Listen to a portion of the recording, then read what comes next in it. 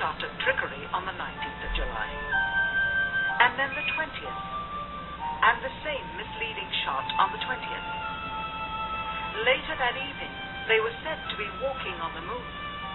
How can this be when they were in Earth orbit only 9 hours earlier, and the moon is some 3 days' journey away?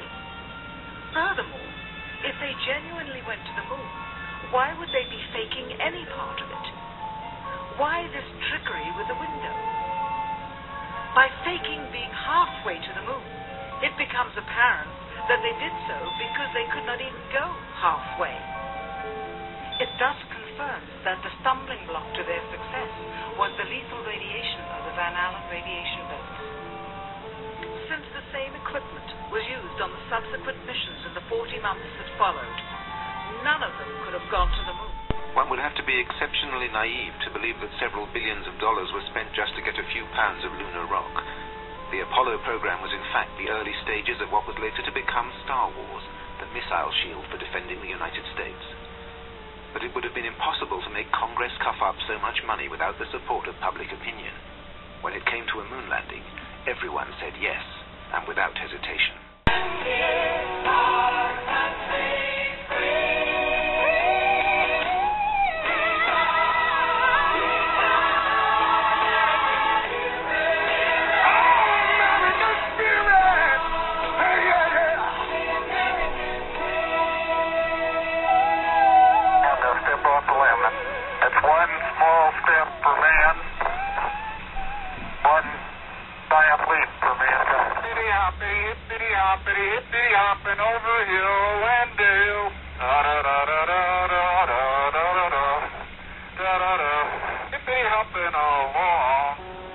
What really surprised us was the number of mistakes the White House made.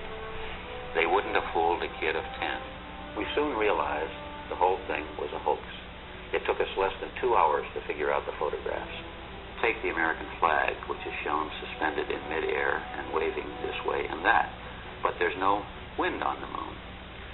NASA might say that they retouched the photographs to bring up the stars and stripes to make them more patriotic. That's nonsense.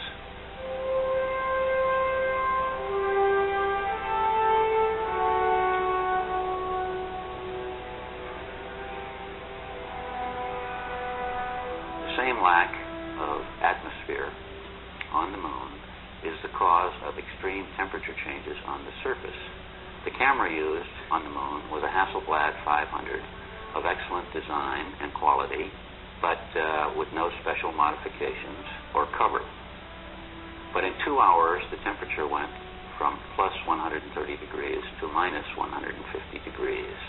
Yet, everyone knows that above 50 degrees, heat causes chemical changes in the photographic emulsions that makes the mechanical parts of the camera expand and loosens the lens.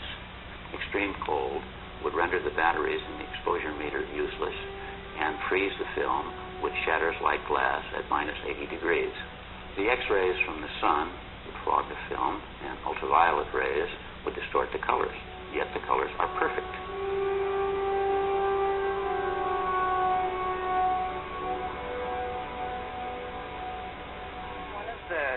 Presidential advisors, I don't know, General Alexander Haig or Donald Rumsfeld, said hesitantly, what if we film the first steps on the moon in a studio? Then if we fail, we can always show those pictures to the public. Nixon settled back in his chair and closed his eyes for a few minutes. And then he stood up and said, "Gentlemen, you have less than 2 weeks to get everything prepared." That was big. That was a big idea. It was an important thing. On the second, a lot of effort. a photograph of Stanley Kubrick, taken during the filming of 2001, can be seen left abandoned on the studio's fake lunar surface.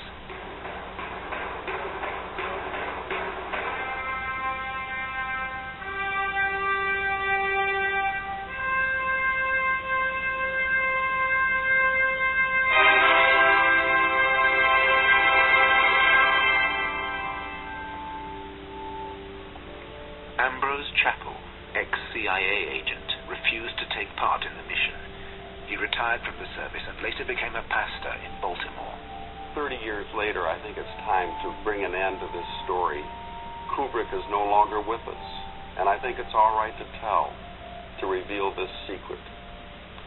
The men who participated in this project were all paid very well. They promised secrecy, and they promised to disappear forever. They were given new identities and new faces and new lives in some remote place in the world. But then Nixon and his advisors got scared, and they began to think that disappear forever should mean just that. And he knew when his orders were not carried out. So I went into Nixon and I said, Mr. President, we've got a problem. We've got a problem. We've got a problem. Colonel George Kaplan, who had now gone insane, decided unilaterally to continue the operation. He changed the secret codes, cut off all contact with the White House and the CIA, and gave his men their orders before disappearing. No one could stop him now. Sound man Andy Rogers was burned alive in a car crash.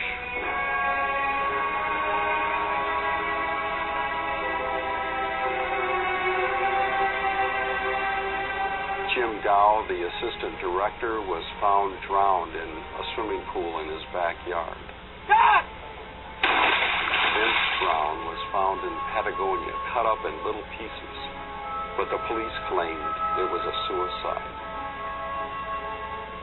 Vince Brown, the assistant director, was tracked down and killed in the Kerguelen Islands. The CIA's cynicism was such that they even filmed his murder.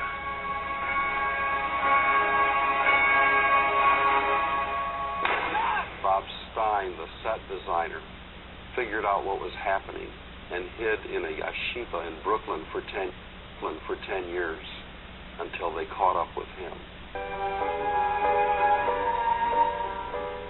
Henry Kissinger, Donald Rumsfeld, the White House, and the CIA had promised Stanley Kubrick he would never hear from them again. They kept their word.